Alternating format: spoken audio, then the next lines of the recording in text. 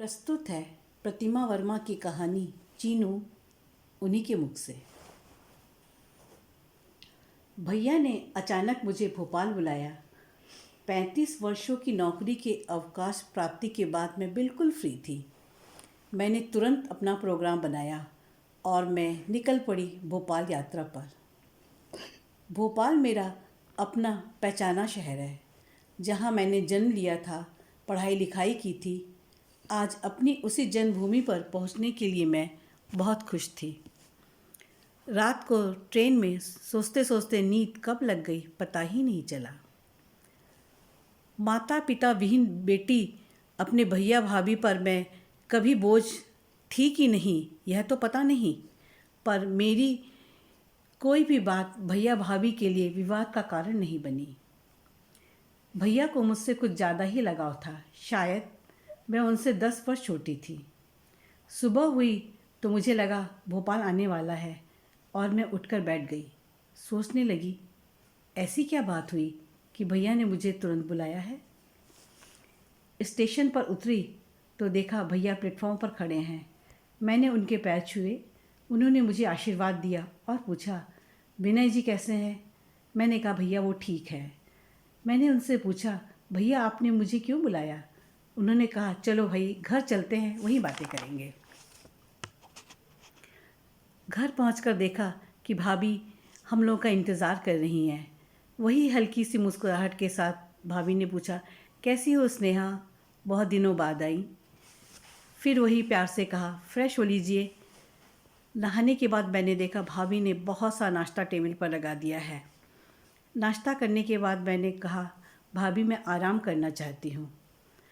वर्षों बाद अपने घर में आराम करने का कुछ सुख और ही था।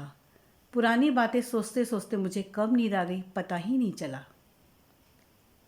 शाम को भैया लॉन पर मेरा चाय पे इंतज़ार कर रहे थे।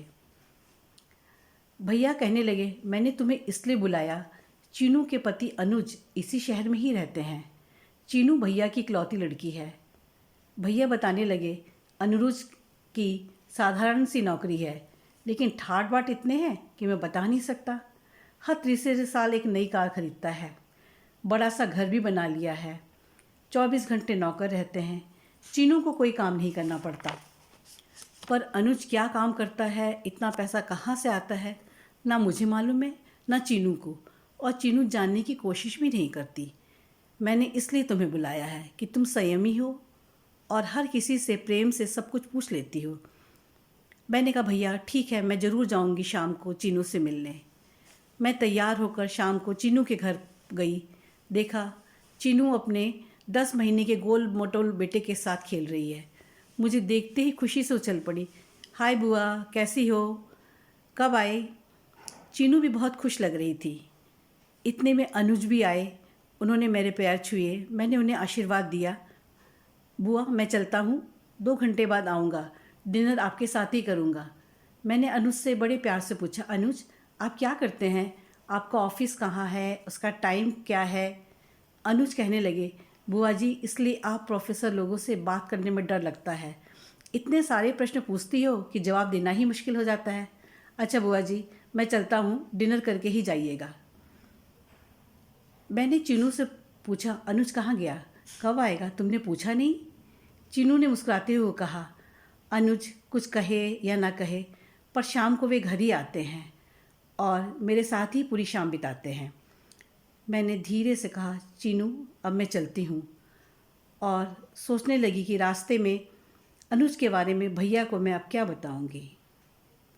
कहानी सुनने के लिए सभी श्रोताओं को मेरा बहुत बहुत धन्यवाद।